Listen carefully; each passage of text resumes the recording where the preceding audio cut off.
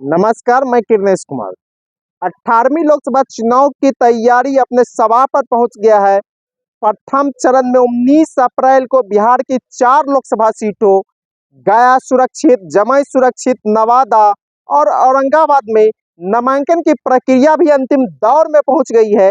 28 मार्च को नामांकन भी समाप्त हो जाएगा, लेकिन महागठबंधन की तरफ से अभी तक उम्मीदवारों की सूची का ऐलान नहीं किया गया है।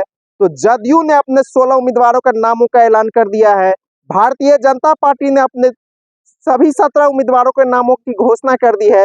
हालांकि राष्ट्रीय जनता दल ने पहले चरण में पड़ने वाले 4 लोकसभा सीटों पर अपने उम्मीदवारों को सिंबल भी अलॉट कर दिया है। पिछले चुनाव 2019 में सत्ताधारी एनडीए से जो 39 सांसद जीते थे, उसमें से जदयू, भाजपा और लोजपा ने मिलाकर कुल 12 सांसदों का टिकट काट दिया गया है। इसमें भारतीय जनता पार्टी ने अपने 3 मौजूदा सांसदों का टिकट काटा है। बक्सर से केंद्रीय स्वास्थ्य राज्य मंत्री अश्विनी कुमार चौबे का टिकट काट दिया गया है। मुजफ्फरपुर के भाजपा सांसद अजय निषाद का टिकट काट दिया गया है। तो सासाराम सुरक्षित से भाजपा के सांसद, मौजूदा सांसद छेदी पासवान का टिकट काटा गया है। इतना ही नहीं, जदयू भी अपने 16 में से मौजूदा 4 सांसदों का टिकट काट दिया है। काराकाट से जदयू के सांसद बली सिंह यह सीट एनडीए में उपेंद्र कुशवाहा के हिस्से में चली गई है। गया से जदयू के सांसद विजय मांझी का टिकट काट दिया गया है। यह सीट एनडीए में हिस्से में जीतन मांझी के खाते में चली गई है। सिवान से जदयू की मौजूदा सांसद कविता सिंह का टिकट काट दिया है। और सीतामढ़ी से भारतीय जदयू ने अपने मौजूदा सांसद सुनील कुमार पिंटू का टिकट काट दिया है। वहीं एनडीए से पशुपति कुमार गुट के 5 सांसदों को अलग कर दिया गया है। यानी पशुपति कुमार पारस के साथ जो 5 सांसद हैं, उसका भी एनडीए से टिकट कट चुका है। हालांकि पशुपति कुमार पारस अपने चुनाव चिन्ह पर इनको चुनाव लड़ा सकते हैं, लेकिन हाजीपुर से 2019 में जीते लोजपा के पशुपति कुमार पारस, वैशाली की बीना देवी, समस्तीपुर के उपचुनाव में जीते प्रिंस राज, नवादा के चंदन सिंह और खगड़िया से महबूब अली कैसर का टिकट भी एनडीए ने काट दिया है। यूं कहिए, जो भारतीय जनता पार्टी और एनडीए पूरे देश में 400 पार का नारा दे रहा था, वह बिहार में उसका गाड़ी पंचर होता दिख रहा है। यही कारण है कि बिहार में जदयू, भाजपा और लोजपा के मौजूदा 12 सांसदों के टिकट काटे गए हैं। तो आप कह सकते हैं, जो 39 सांसद 2019 में एनडीए गठबंधन से प्रधानमंत्री नरेंद्र मोदी की लहर में जीते थे, उनमें से 12 का टिकट सफाया हो गया है और नए उम्मीदवार भी घोषित कर दिए गए हैं। हम जब उम्मीदवारों की सूची देखते हैं, तो भारतीय जनता पार्टी ने पश्चिम चंपारण से फिर संजय कुमार जायसवाल, पूर्वी चंपारण से पूर्व केंद्रीय कृषि मंत्री राधा मोहन सिंह, मधुबनी से अशोक यादव, दरभंगा से गोपाल जी ठाकुर, अररिया से प्रदीप कुमार सिंह, उजियारपुर से केंद्रीय गृह राज्य मंत्री नित्यानंद राय, बेगूसराय से भाजपा के फायर ब्रांड नेता गिरिराज सिंह, मुजफ्फरपुर से यहाँ से अजय निषाद का टिकट काटकर राजभूषण निषाद को दिया गया है। पटना साहिब से फिर रविशंकर प्रसाद को टिकट दिया गया है। चर्चा थी कि रविशंकर प्रसाद का टिकट कट जाएगा, लेकिन भारतीय जनता पार्टी ने फिर रविशंकर प्रसाद पर भरोसा जताया है। पाटलिपुत्रा से एक बार फिर रामकृपाल यादव टिकट पाने में कामयाब हो गए। आरा से आरके सिंह का टिकट फिर मिल गया है। बक्सर यहाँ से अश्विनी कुमार चौबे का टिकट काटकर भाजपा ने मिथिलेश तिवारी को मैदान में उतारा है। सासाराम सुरक्षित से छेदी पासवान का टिकट काटकर भारतीय जनता पार्टी ने शिवेश राम को मौका दिया है। नवादा से जो लोजपा की सीट थी, यह चली गई है अब भाजपा के हिस्से में। यहाँ से राज्यसभा सदस्य विवेक ठाकुर को भारतीय जनता पार्टी ने उम्मीदवार बनाया है। तो महाराजगंज से जनार्दन सिंह सीरीवाल को फिर मौका मिल गया। कहा जा रहा था जनार्दन सिंह सीरीवाल का टिकट कट जाएगा, जब भारतीय जनता पार्टी से नीतीश कुमार अलग हो गए थे और पटना में भारतीय जनता पार्टी का प्रदर्शन हुआ था। उस प्रदर्शन में सबसे ज्यादा लाठी किसी ने खाई थी, तो वह जनार्दन सिंह सिग्रीवाल थे। उसी लाठी चार्ज का, लाठी खाने का इनाम भारतीय जनता पार्टी ने जनार्दन सिंह सिग्रीवाल को फिर से दिया है। सारण से राजा प्रताप रूढ़ी फिर भारतीय जनता पार्टी के उम्मीदवार बनाए गए हैं। तो औरंगाबाद से फिर भारतीय जनता पार्टी ने सुशील कुमार सिंह पर ही भरोसा जताया है। यहाँ भी उसके टिकट कटने की चर्चाएं जोर शोर से चल रही थी, लेकिन सुशील कुमार सिंह ने अपना टिकट बचाने में कामयाब रहे हैं। यूँ कहा जाए कि भारतीय जनता पार्टी अपने मात्र मौजूदा 3 सांसदों का टिकट काटी है, तो जदयू ने 4 को बाहर का रास्ता दिखा दिया है।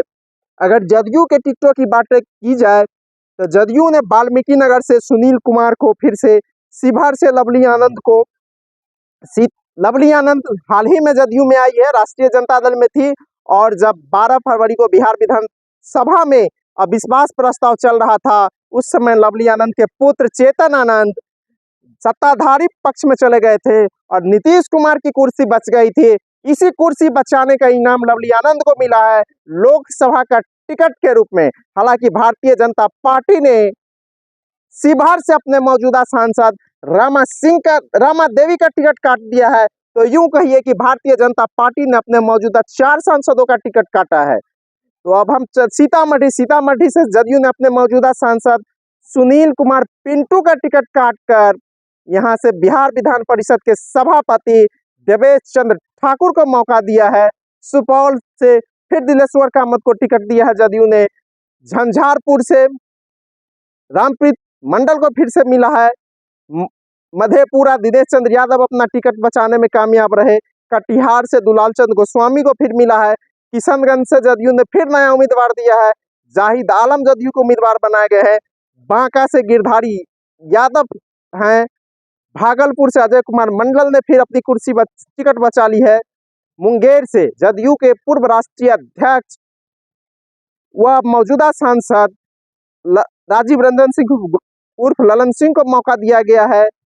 नालंदा, यहाँ से भी टिकट कटने की चर्चा थी। कहा जा रहा था कि जदयू के राष्ट्रीय प्रवक्ता राजीव रंजन सिंह नालंदा से जदयू के उम्मीदवार होंगे, लेकिन नीतीश कुमार ने अपने मौजूदा सांसद कौशलेंद्र कुमार पर फिर भरोसा जताया। जहानाबाद, यहाँ से फिर चंदेश्वर चंद्रवंशी को मौका मिला है। सिवान जो एक दिन पहले जदयू में शामिल हुई है, विजया लक्ष्मी कुशवाहा, जो उपेंद्र कुशवाहा की पार्टी के प्रदेश अध्यक्ष से रमेश कुशवाहा उसकी पत्नी है, उसे नीतीश कुमार ने मौका दिया है। तो महाराजगंज से नीतीश कुमार ने अपने मौजूदा सांसद डॉक्टर आलोक कुमार सुमन को फिर मौका दिया है। और गया से जीतन राम मांझी का लड़ना तय है।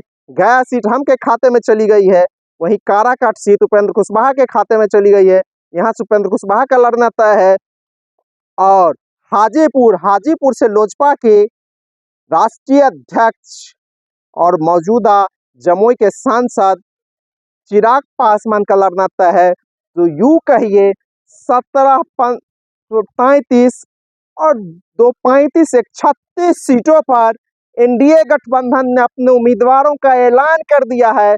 वहीं 4 सीटें जो चिराग पासवान को उम्मीदवार उतारना है, वह सीटें हैं समस्तीपुर सुरक्षित, वह सीटें हैं जमुई सुरक्षित, वह है वैशाली और खगड़िया। इन चारों सीटों पर अभी तक उम्मीदवारों का ऐलान नहीं हुआ है।